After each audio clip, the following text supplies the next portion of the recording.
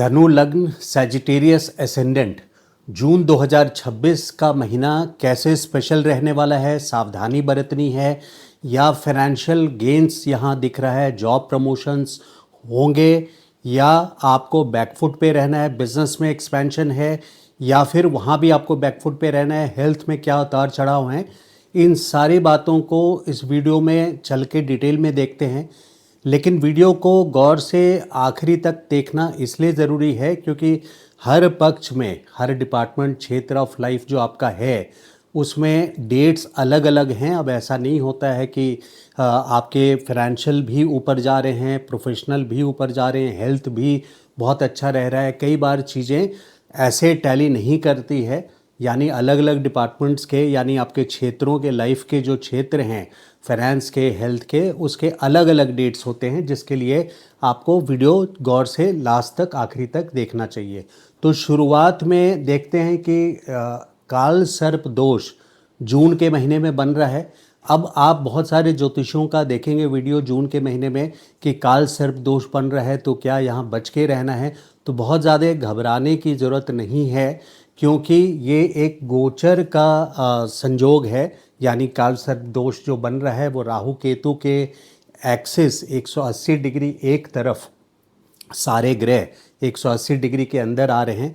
लेकिन आधे महीने इसमें भी, आधा महीना करीब करीब चंद्रमा राहु केतु के काल सर्प दोष को भंग कर रहे होंगे क्योंकि वो इस एक्सिस से बाहर रहेंगे। हाँ, उन लोगों के लिए जिनके जन्म कुंडली में काल सर्प दोष है, बर्थ चार्ट में उनके है, और ख़ास करके उनकी अगर राहु की दशा या अंतर प्रत्यंतर दशा चल रही हो, केतु की दशा अंतर या प्रत्यंतर दशा चल रही हो, तो उन लोगों को जून के महीने में खास करके सतर्क रहना चाहिए।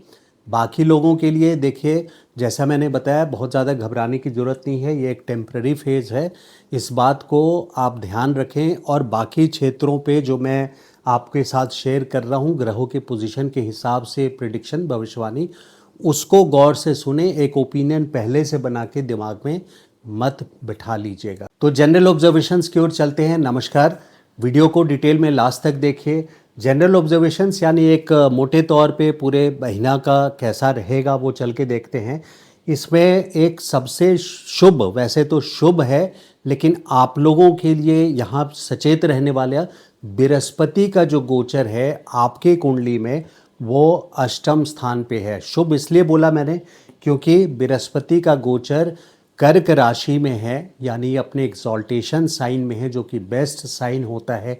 बहुत पावरफुल पोजीशन पे बृहस्पति आ चुके हैं इसी महीने 2 जून से। तो 2 जून से लेकर के अगले साल जून तक एक बड़े लेवल पे अगर बात करें, मैक्रो लेवल पे मोटी बात करें, मोटे तौर पे, तो एक साल आपके अष्टम स्थान पे बृहस्पति आ चुके हैं इसी महीने 2 जून से। तो यहाँ पे अष्टम स्थान जो है ये मारक स्थान है, यानी यहाँ पे आपको फाइनेंशियल सेटबैक्स लग सकते हैं।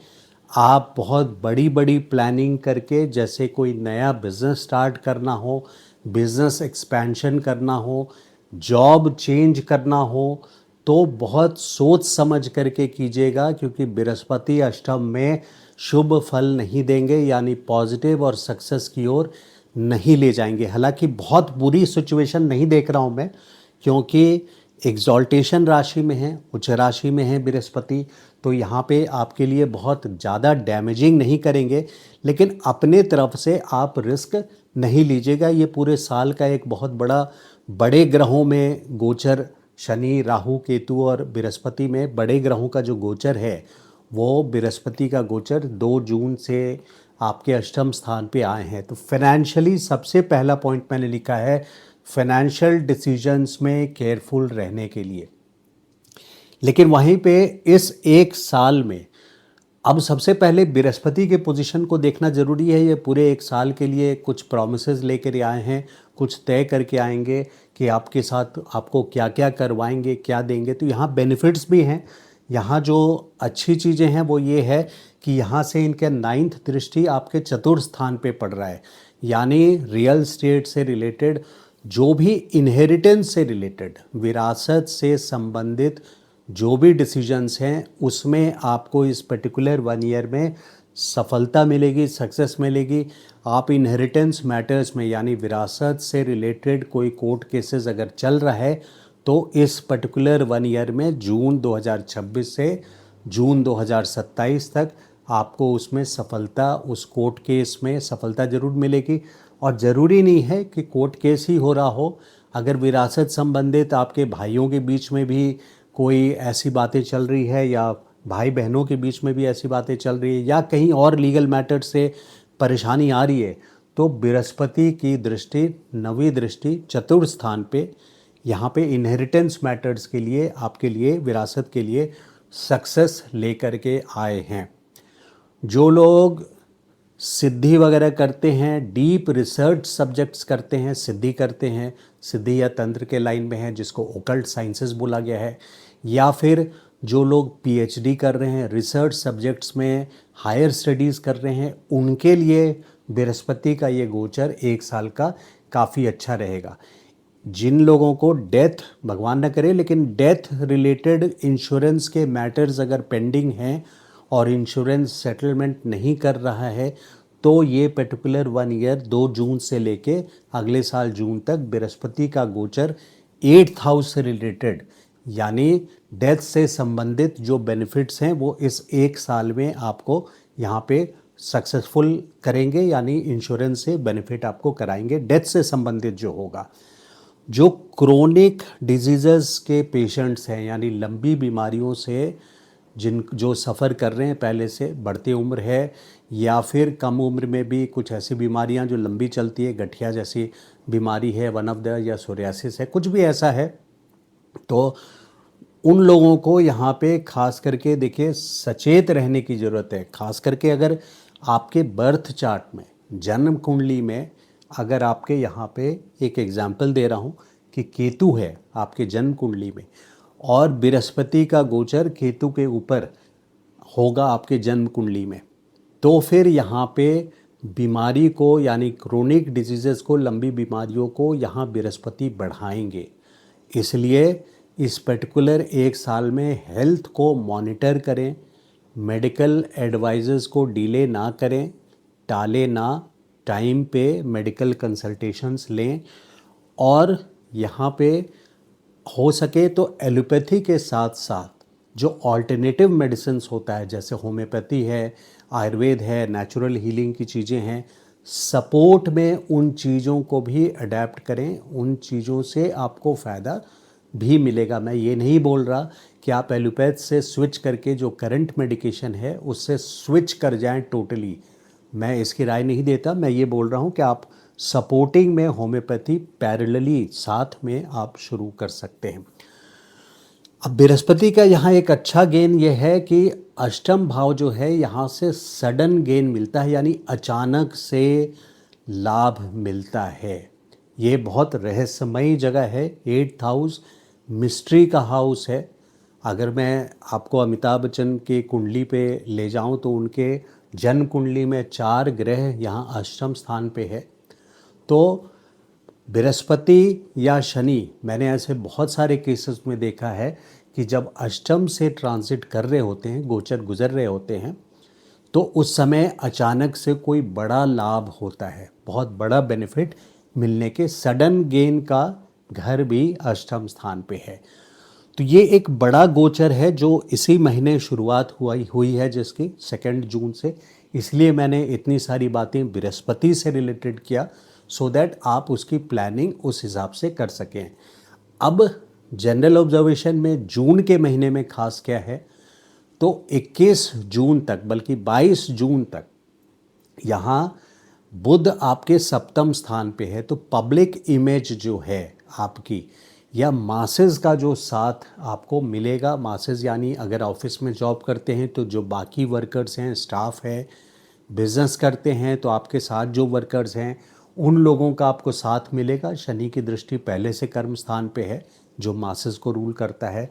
बुध यहाँ सप्तम स्थान यानी आपका पब्लिक इमेज है, तो यहाँ पे एक पब्लिक इमेज है और दूसरी बात जो है सप्तम स्थान दशम स्थान से दशा में, यानी प्रोफेशन के लिए, आपके करियर के लिए जिस लाइन में भी हों, बिजनेस कर रहे हों या जॉब कर रहे हों, आर्किटेक्ट हों, डॉक्टर हों, तो बुध का यहाँ गोचर आपके 7th हाउस से एक बहुत पॉजिटिव रिजल्ट्स 22 जून तक लेकर के आएंगे। इस बात को प्रोफेशनल एरिया ऑफ लाइफ में खास करके देखिए। अब अगर मैं पूरे महीने को ब्रेक डाउन करूं कि पूरा महीना कैसा रहेगा, तो 22 जून तक अच्छा है। 22 जून के बाद से यानी 22 जून तक आपको सफलता मिलेगी। कुछ दिक्कतें भी हैं, उसको डिस्कस करेंगे। और 22 जून के बाद से आपको सतर्क रहना हो जाएगा। ये आपके 10th हाउस के स्वामी भी अष्टम स्थान पे चले जाएंगे, मंगल भी 6ठे स्थान पे चले जाएंगे। तो 22 जून के बाद आपको पूरी तरह से संभल करके रहना है। अब ब्रेक डाउन करते हैं पूरे महीना को प्रोफेशनल लाइफ को बेटर समझने के लिए। तो 1 से 15 जून जो है ये एवरेज तौर पे, आम तौर पे सफल रहेगा। आपके काम धंधा एक नियमित तौर पे सफलतापूर्वक चलता रहेगा। लेकिन वहाँ पे जो लोग ऑफिसेज में जॉब करते हैं उनको इस बात को ध्यान रखना है कि अपने बॉसेस के साथ जो डीलिंग है, सीनियर्स के साथ जो डीलिंग है, किसी भी अथॉरिटी या मैनेजमेंट के साथ कोई डीलिंग कर रहे हैं, जो लोग गवर्नमेंट का कोई भी काम हो उससे डीलिंग है, तो 15 जून तक आपको इन चीज़ों से संभल करके रहना है। क्योंकि सूर्य 6ठे स्थान पे हैं, यानी कोई ना कोई विवाद, लड़ाई झगड़ा की सिचुएशन बन सकती है। तो डायरेक्ट डीलिंग्स गवर्नमेंट डिपार्टमेंट से, अपने बॉसेस से, सीनियर से, किसी भी अथॉरिटी से, ट्रैफिक पुलिस से बहुत सावधानी से रहनी है। लेकिन प्रोफेशनल लाइफ आपका 22 जून तक अच्छा है। अब 15 जून तक मैंने बताया कि एक एवरेज तरीके से अच्छा है।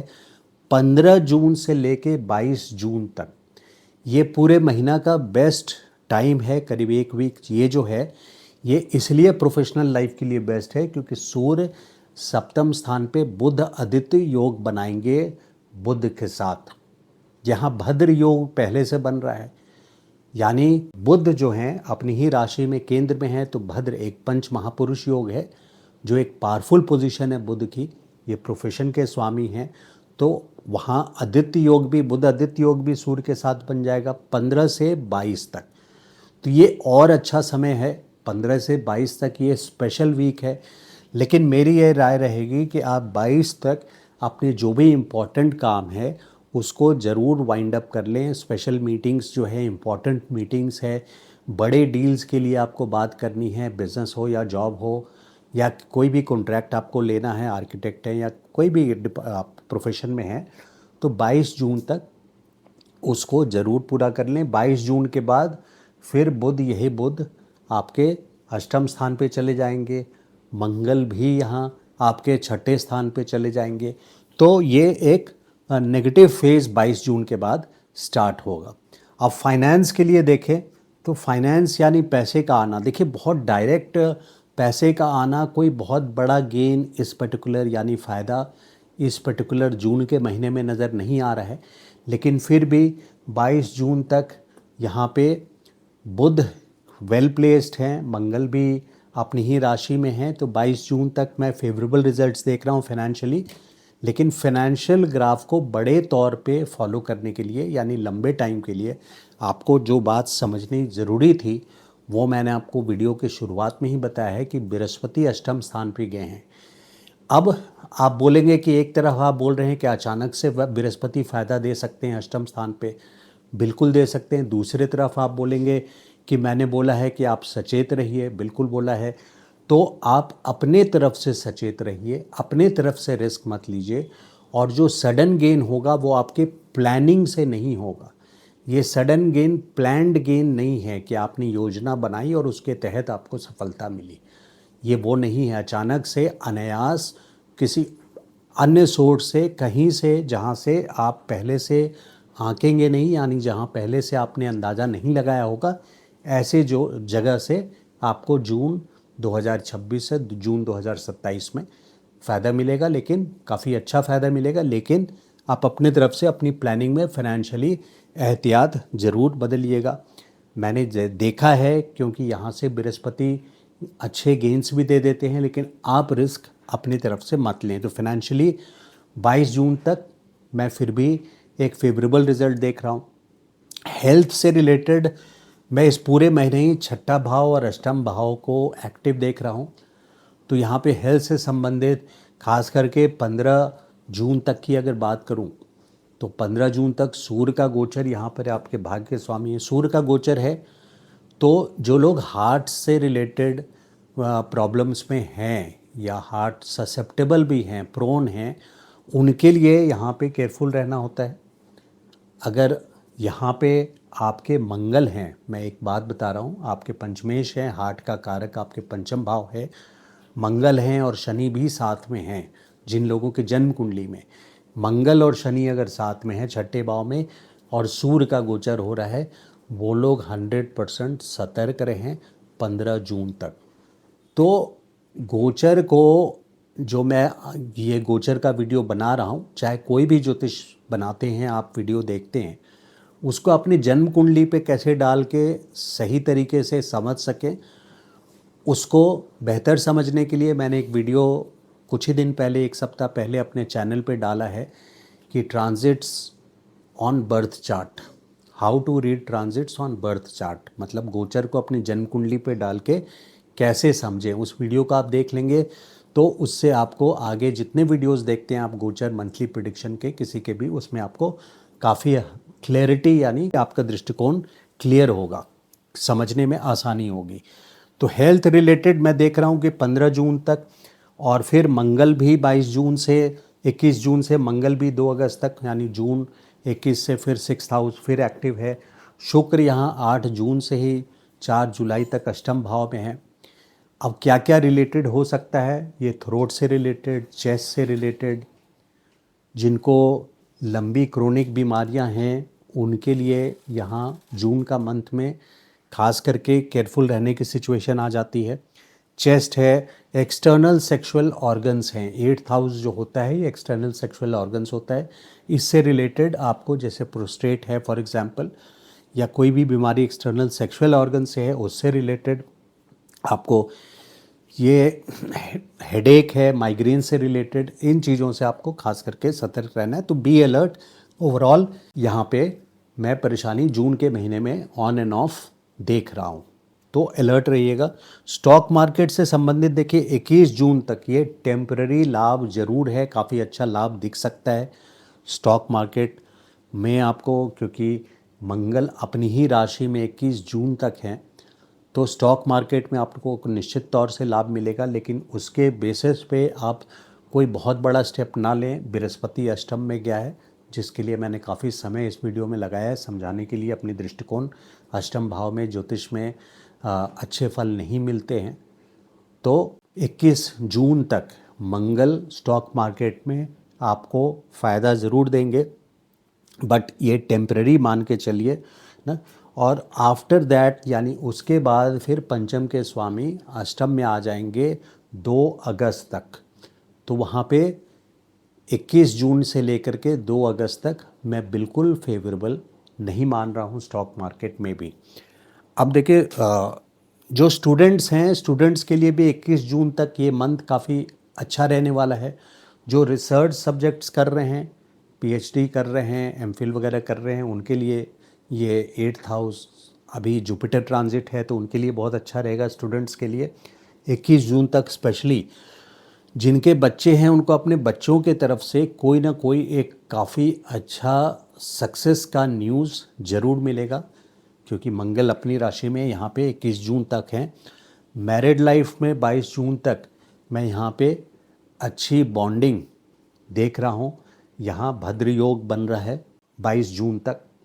बुध अपने ही केंद्र में अपनी ही राशि में है, तो भद्र योग से बॉन्डिंग मैरिटल लाइफ के लिए ये एक अच्छी अपॉर्चुनिटी रहेगी।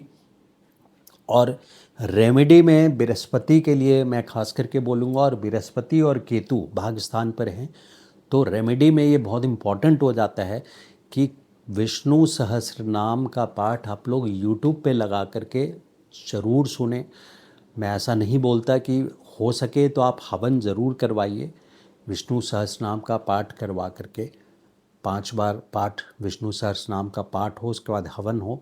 लेकिन अगर वो नहीं करवा सकते हैं तो आप खुद ऑफिस आने जाने के रास्ते में काम के अलावा जब आपको टाइम मिलता हो तो विष्णु सहस्त्रनाम बृहस्पति अष्टम में है इसके लिए, और श्री सूक्तम माँ लक्ष्मी के लिए आप करेंगे तो जो 1 ईयर का बैकफुट पे फाइनेंशियल रिस्क हैं उसको हैंडल करने में बहुत अच्छा आप लोगों के लिए रहेगा। तो ये था धनु लग्न सैजिटेरियस एसेंडेंट का जून 2026 का वीडियो। अगर वीडियो अच्छा लगा हो तो लाइक एंड शेयर ज़रूर कीजिएगा, और चैनल को सब्सक्राइब नहीं किया है तो please subscribe to the channel. Thank you so much. नमस्ते।